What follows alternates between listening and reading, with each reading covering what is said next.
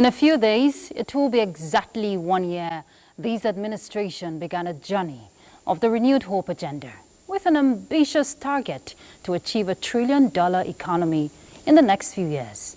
Now, one crucial sector that has great potential in contributing to the nation's economic growth is the mining sector, because reports say Nigeria currently possesses a deposit of mineral products estimated to worth $750 billion, especially with her endowment of a variety of solid minerals spread across the country.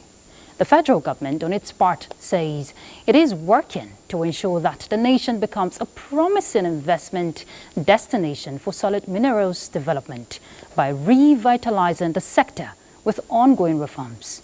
Part of the reforms was the establishment of the Nigerian Solid Minerals Corporation, which is expected to be a private sector-led limited liability company with a clear mandate of engaging in the business of mining across the entire value chain, upstream to the downstream. Now, you can boldly say these moves will put the square pegs in the square holes.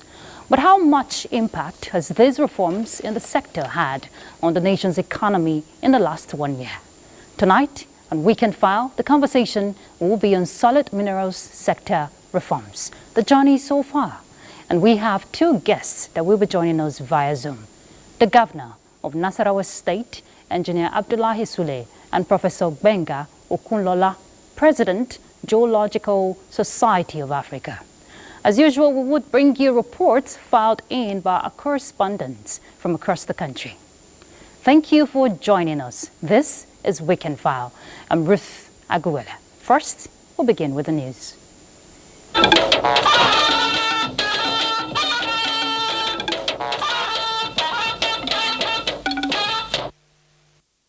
Ahead of the first anniversary of his administration on 29 May, President Bola Tinubu is in Lagos to begin inauguration of projects completed under his administration. In Lagos this Sunday, the president will inaugurate the concrete paved road to the nation's major ports in Apapa and Tinkan Island. Also, President Tinubu will virtually inaugurate the refurbished Third Mainland Bridge and 330 roads and bridges across the country. The high point of the president's engagement on Sunday will be the inauguration of the Lagos-Calabar Superhighway, estimated to cost about 15 trillion naira. President Tinubu will return to Abuja on Tuesday to begin another round of commissioning. He will first inaugurate the Southern Parkway, which the Nyesom Wike-led FCT administration named after him. On Wednesday, the president will attend the National Assembly Dialogue Series, after which he will unveil the National Assembly Library Complex named after him, relaunching of the commercialization of Abuja Light Rail, and he will also inaugurate the Wuye Flyover Link Bridge and the Defense Intelligence Agency headquarters. On Friday, President Tinubu will commission the Naseni Portland Compressed Natural Gas Reserve Engineering Center at Tutako here in the FCT. In other news, after showing themselves as a strong force for development, it is now time for women to take their stake in the emergence of a new Nigeria, further by properly training the future generations.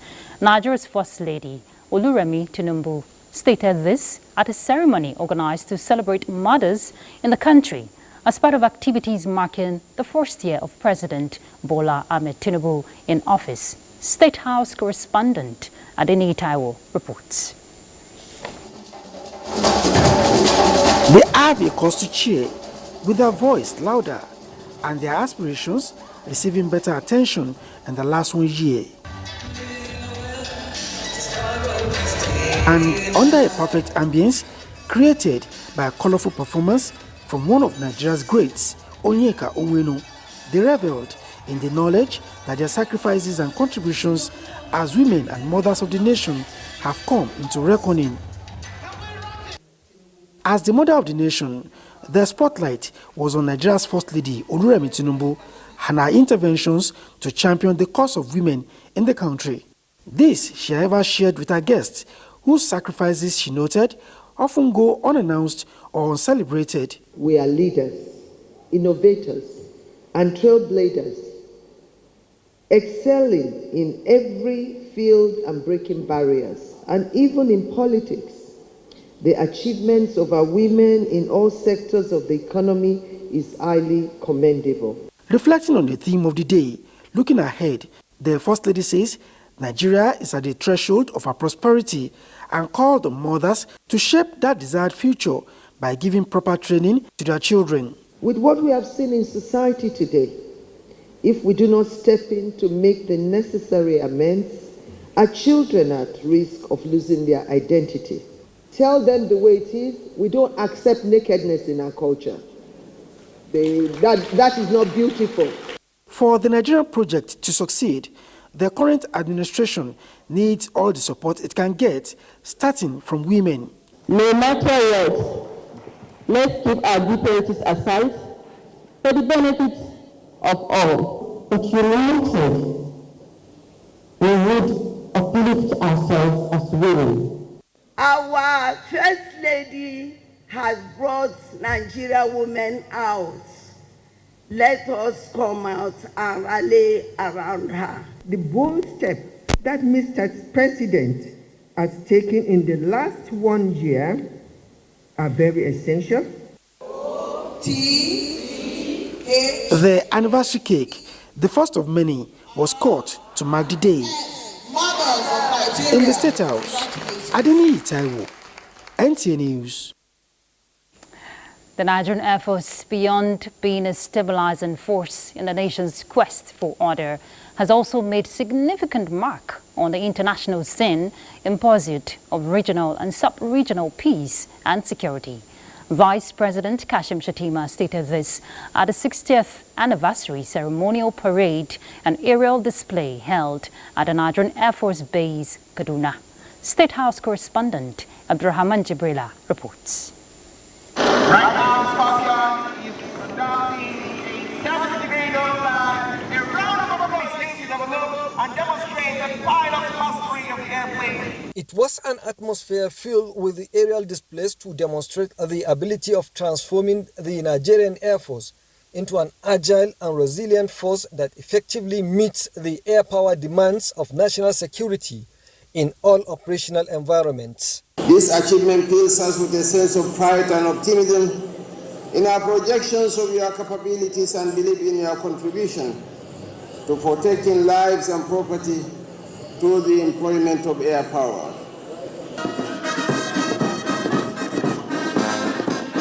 And the federal government is making investments in procuring state-of-the-art multi-role combat aircraft and attack helicopters that will significantly enhance capabilities of the air power.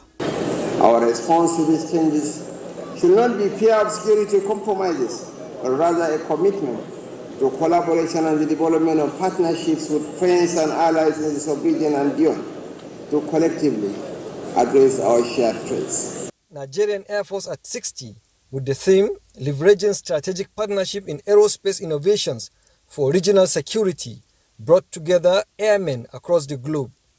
From the NAF base in Kaduna, Abraham Jibrila, NTA News.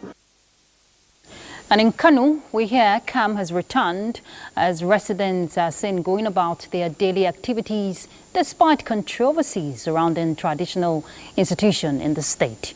Elizabeth Yila Lamido, who has been monitoring developments, reports that security agencies, leaders are urging all parties involved to tour the path of peaceful and lawful resolutions in the issue.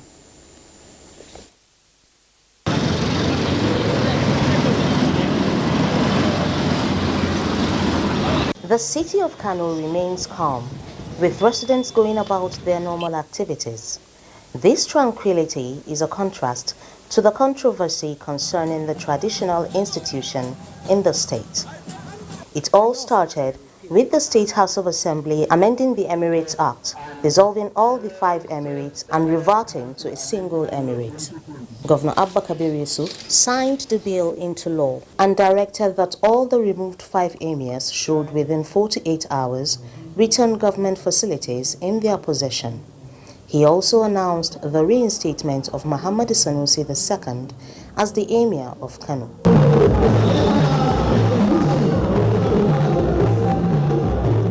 Before this event, a high court has restrained Kano government from dissolving the emirates. The 15th Emir, Aminu Ado Bayero, returned to Kano early Saturday morning and proceeded to the Nasarawa Emir's guest house.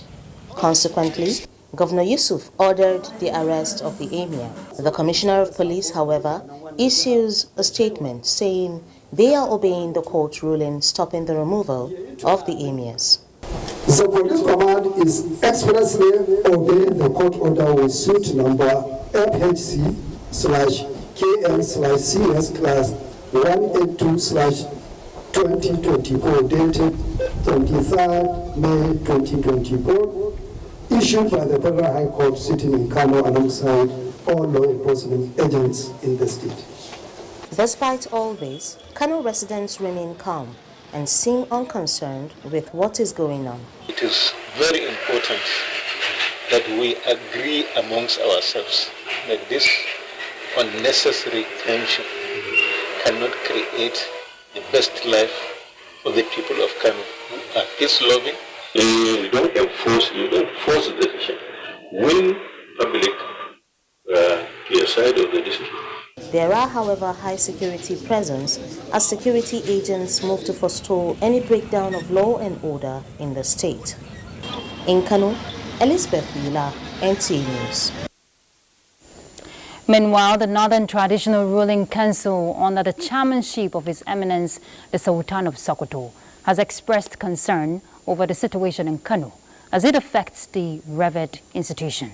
The council, in a statement, calls for restraint on the part of the disputants in the interest of peace and stability, as the matter has reportedly gone to court and is therefore sub judice.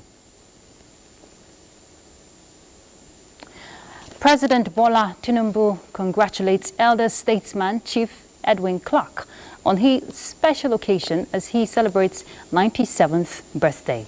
President Tinubu joins family, friends and well-wishers to celebrate an inimitable figure in the Nigeria's political evolution. The president salutes Chief Clark for his contributions to the nation in many capacities, especially as a guide to various administrations and as a catalyst for critical discourses and courses in furtherance of national development. As the elder statesman marks his birthday, the president wishes him many more years in good health. In other news, Vice President Kashim Shettima has condoled the Kaduna State Governor, Uba Sani, over the loss of his brother, who passed away following an accident along Kaduna-Zaria Highway. Muhammad Umar Ajingi reports that the Vice President, accompanied by the Minister of Defense, Badaru Abubakar, and that of State Bello Muhammad Matawali, visited the residence of the deceased in Kaduna to offer their condolences to the family. Sympathizers converted the residents of the deceased to express their condolences. Later, the Vice President joined them to extend his sympathies to the Kaduna State Governor, who is the brother of the late Mukhtar Lawal Ismail. May Allah grant the soul of the deceased eternal rest and reward him with his Al-Jannah Firdaus. It's inevitable. The only prayer is for us to pray to the Almighty to grant him Al-Jannah. Late Mukhtar Lawal Ismail was subsequently led to rise at Ungwan Sarki Cemetery, with sympathizers offering prayers for Allah's forgiveness and mercy upon him. In Kaduna, I am Muhammad Marajingi, NTA News. Right, let's take a break. When we come back, we'll begin our conversation on solid minerals development reforms 1 year after. Please stay tuned. Thank you for staying tuned. Before we begin the conversation on solid minerals development reforms 1 year after, we'd like to bring you some reports. It has been one of laying a solid foundation for the solid minerals development Ministry of the federal government as government prepares the sector to contest with the oil and gas industry in terms of revenue generation. Mia Ogidi in this report takes us through some policy initiatives by the Solid Minerals Development Ministry for the past 9 months. If you are performing, nothing to fear. If no performance, you leave us. No one is an island. And the buck stopped on my desk. The countdown to 1 year in office for the Tinubu presidency begins. It's been 1 year of reforms for possible sound takeoff for the Solid Minerals Ministry. 60 days ultimatum to illegal miners given, and now 150 cooperative societies formed by them. Inauguration of mining marshals, dormant mining licenses revoked. A software launched to promote the ease of doing business. 5th seismic center inaugurated to monitor earth tremor. 3 private lithium processing plants flagged off in Abuja and Nasarawa State. Gender strategy unveiled to promote women participation. Partnering state governors and foreign investors on areas of collaboration. So, ladies and gentlemen, if that is not success, tell me the definition of success. It's been an encouraging start, a position shared by industry players as well. The minister wisely put a 7-point agenda to marry that of the president to streamline policy directives for the sector. So I know for sure that the solid mineral sector and agriculture are the game changers. So honorable ministers, deal with this matter as decisive as you can. There will be emphasis on local value addition. We are no longer going to tolerate people just cutting away our natural resources, our minerals, but there will be processing locally, and that has a multiplier effect. Mayor Ogede, NTA News. Well, there is a renewed vigor by the federal government to attract investments and boost revenue from the solid minerals sector. After years of neglect, 1 year into the administration of President Bola Tinubu, Aliyu Tijani Mohammed takes a look at the gains of the reforms in Nasarawa State. A state rich in solid minerals deposit of all kinds, but stakeholders say there is no value addition in the state, with activities of illegal miners on the increase.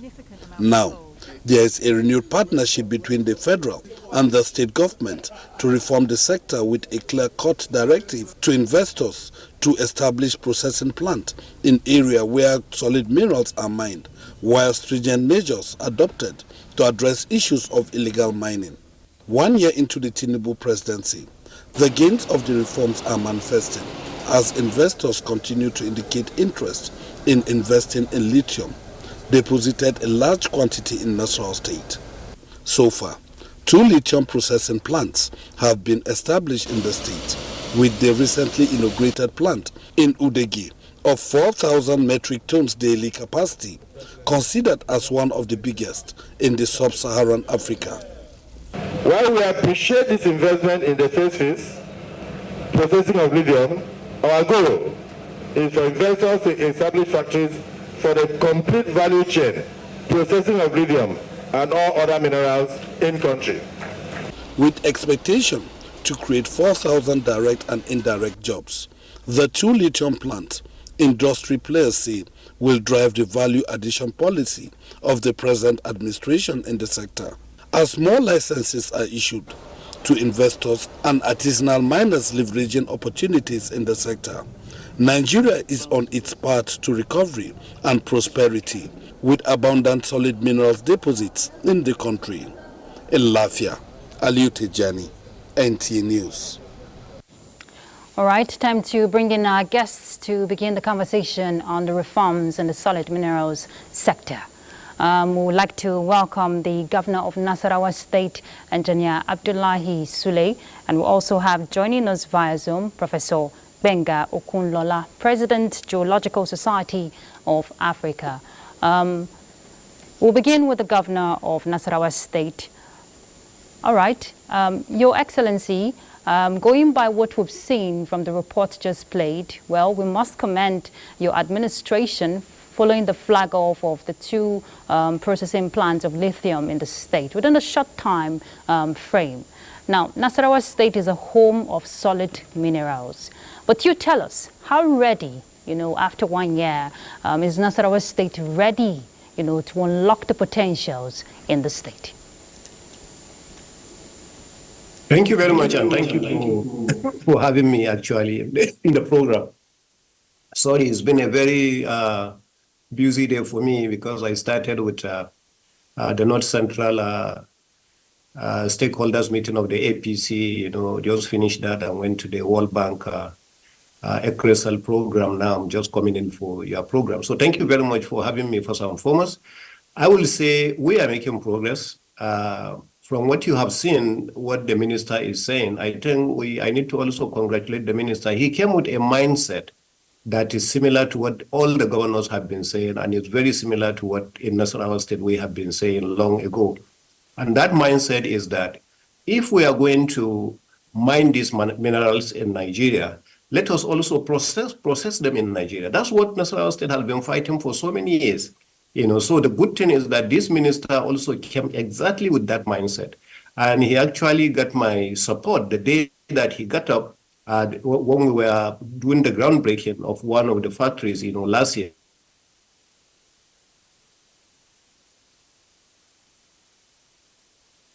Okay, we seem to have lost signal there. Let's see if we can bring in Professor Okunlola into the conversation. Prof, can you hear us? Okay, the governor is back, I hear. So let's reconnect. So I say immediately, actually, the honorable minister, came very strong, saying that anybody in Nigeria that is mining minerals must also process those minerals in Nigeria. From that day, actually,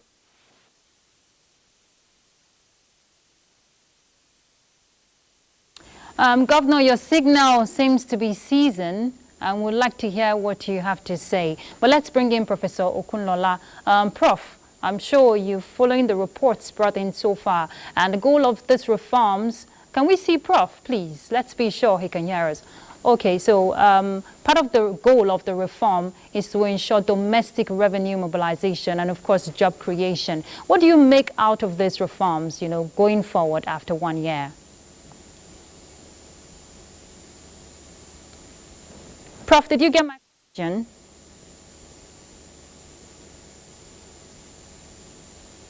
Prof, can you hear us? Hearing me now? I can. Are you hearing me? I'm hearing you. You get my question. Do I take it again? I did get your question. I got it quite well. Okay, go ahead and respond, please.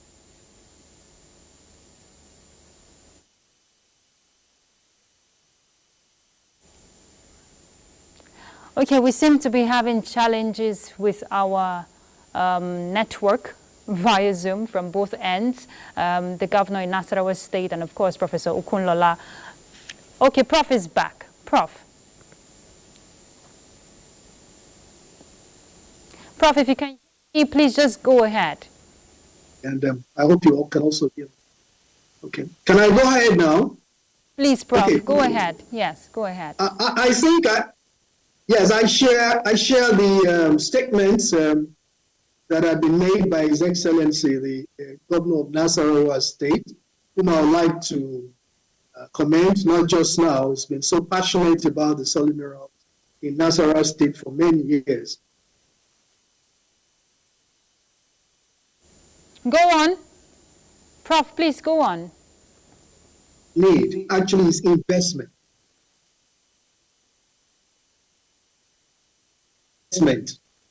You see, it is capital, and solid minerals is money, and money must chase money, and money must look for where it can, multiply itself in a very conducive manner.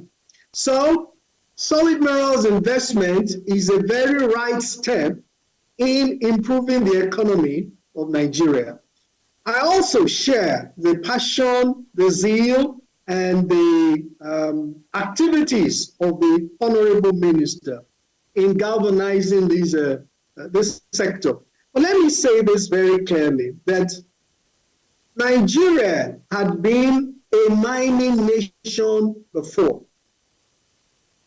Don't let's also forget where we are coming from the 20s to 30s, 40s, up to 1975. The solid mineral sector, with just about 4 minerals only, contributed 12% of the GDP of Nigeria. And they also helped in building about 3 cities. And let me also say this, that in recent times, a particular town that was about 20, 25 years ago, having only about 10.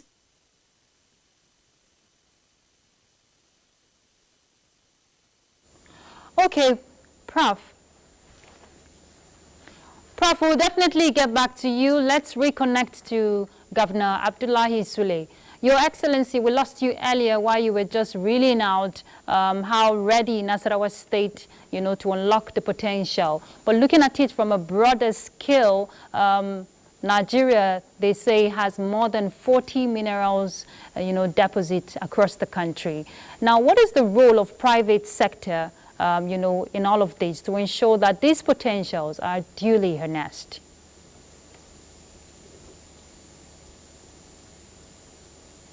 I think you are having some serious challenges with the network at your own side, because I could hear Professor very well. He could hear me very well, but I think you are having difficulties hearing both of us. So the network probably is from your own end. Anyway, the bottom line is what both the professor and I agree, and the same thing with what the federal government also is agreeing, that anybody coming into Nigeria to mine our minerals, that company should also be able to process whatever they are mining. So remember, what this company is doing for lithium is only the first stage processing of lithium. And we are very excited about it, because these were companies that were just doing illegal mining in the past. So today we are beginning to see an improvement. At least they are now trying to go one stage further, by processing the raw material into concentrate. But that's not the end of it. The good news on this day that we had the event is the fact that the biggest company that buys lithium concentrate and convert that into the main material they need for making of batteries is called Canmax. And the owner of that company was here in Nigeria, and God so kind, he had the opportunity actually to meet with Mr. President, and they had excellent discussions. And he became so excited when he saw the type of lithium and the quality of lithium we have, that there and then he promised that he was going to invest another $200 million in Nasarawa State, at the various sites of lithium. That's how much excitement that we are getting in the process. So I think we are going in the right direction. It's very sad that we are having challenges with the network, but I think that's the way to go. Nigeria is now beginning to see light at the end of the tunnel, when it comes to mining operations. And I keep saying that we thank Mr. President, and we thank also the minister. I think I actually doff my hat for the minister, because he happens to be somebody from the media, So when he came, we were having some mixed feelings.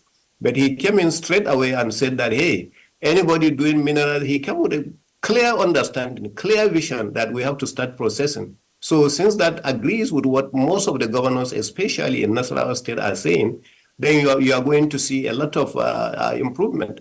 Today, I don't spend any 2-3 days without having one kind of investor or the other that is coming to visit us, concerning either lithium, columbite, gold, zinc, lead, and they keep coming, so that is what is happening. So I think things are beginning to go in the right direction. So I really thank you for having me in the program. No, we're not done with you yet. You're thanking us already. But I'd just like to quote what you said some time back, that lithium is the new gold and Nigeria has it in abundance. We'll pick up with the conversation after the break. Please stay tuned. Good to have you there with us. All right, let's rejoin Professor Ogunlola to pick up with the conversation. Prof, you heard what the governor said, and if we want to look at some of these initiatives, by the Ministry of Solid Minerals Development, part of it recently, the revoke of, more than 2,000 payment titles, mineral titles of payments for defaulters, and, inactiveness of those who have been inactive in the past 1 year. We also saw the clampdown of, illegal miners. We have the mining marshals now. Sustainability, of course, is key if some of these initiatives, must succeed. What's your take on that? Well, let me first of all congratulate the Nasarawa state. It's really a flagship, and we're beginning to see some success.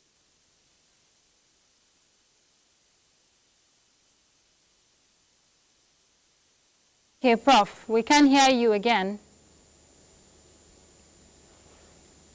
Are you hearing me now? Go ahead, please, I can hear you. Go ahead. Okay, all right.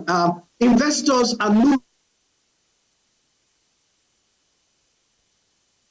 safe environment to invest.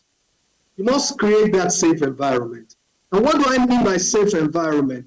It's not just a place where you have maybe banditry or whatever, but a place where they can invest their money for a long.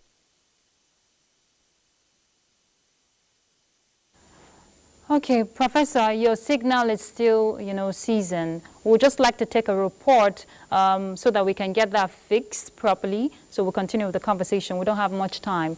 The solid minerals and mining sector in Oyo and Osun states provide unique investment opportunities for investors, industry professionals, and business leaders to tap into as the states put machineries in motion to improve revenue generation from the sector. Let's hear from Annie Daniels. Osun State, like other states in Nigeria, can boast of mineral resources like columbite, lithium, granite, talc, tourmaline, tantalite, and the best gold in Nigeria, 24 carats. These natural resources, with the potential of making Osun State the richest in the southwest region of the country, have remained untapped. Stories of illegal miners and environmental degradation have been the order of the day. However, the present administration says it is determined to change the narrative. We have task force that we are always monitoring our miners. And apart from that, we are having meetings with them from time to time. Professor Jimoda describes the mining sector as a powerhouse, yet untapped by both the state and federal governments. Once we have the minerals at the bush at a cost X, we can now buy it, process it, and sell it at Y. Y minus X, a bigger amount of money. And from Oyo State, Oyeyinka Omole found out that the state is renowned as one of the leading producers of solid minerals in Nigeria and generates approximately $3.8 million in production output, with largest deposits in lithium and marble dolomites, including varieties of gemstones. However, the sector in the state is confronted with illegal mining, resulting in loss of revenue.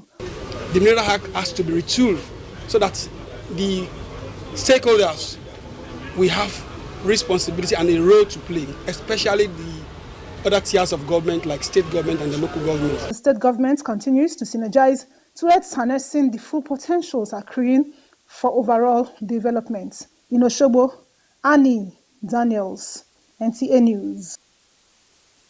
All right, we hear the governor is back online. Governor Abdullahi Sule, please, let's reconnect with you again. Great. Data is also very crucial in this aspect.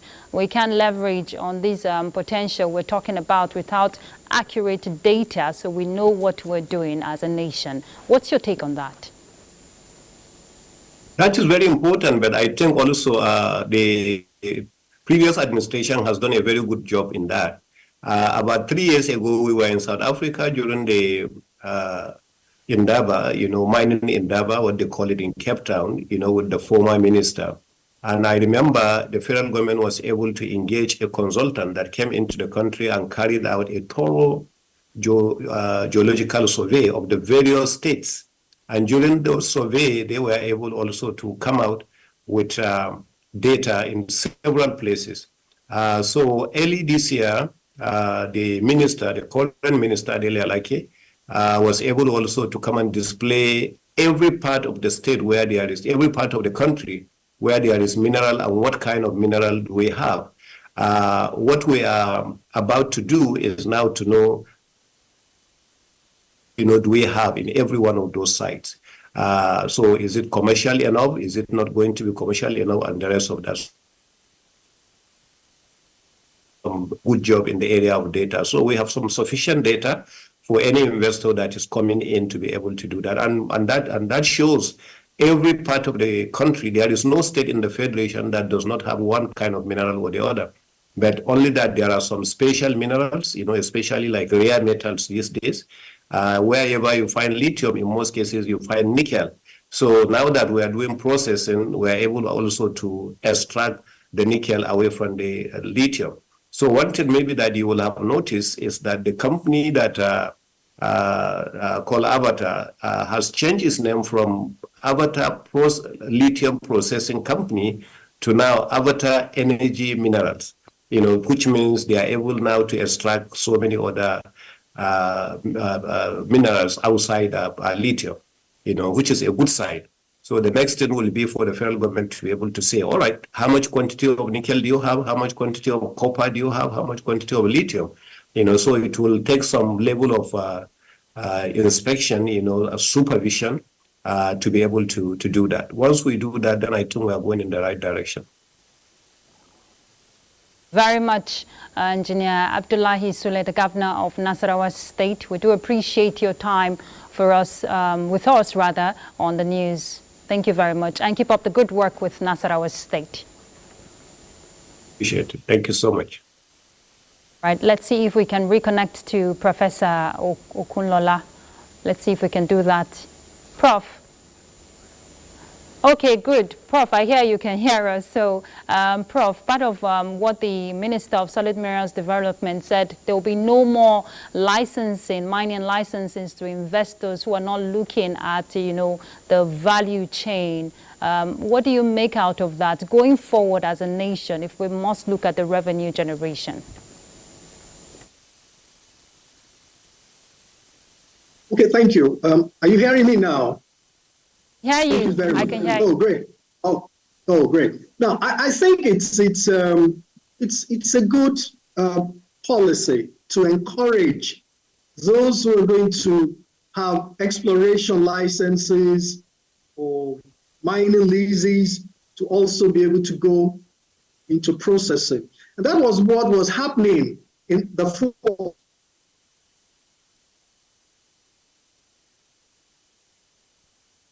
Prof, we seem to have lost you again, and we really, really need to hear your contribution. But let's take a break. Let's see what we can get after the break.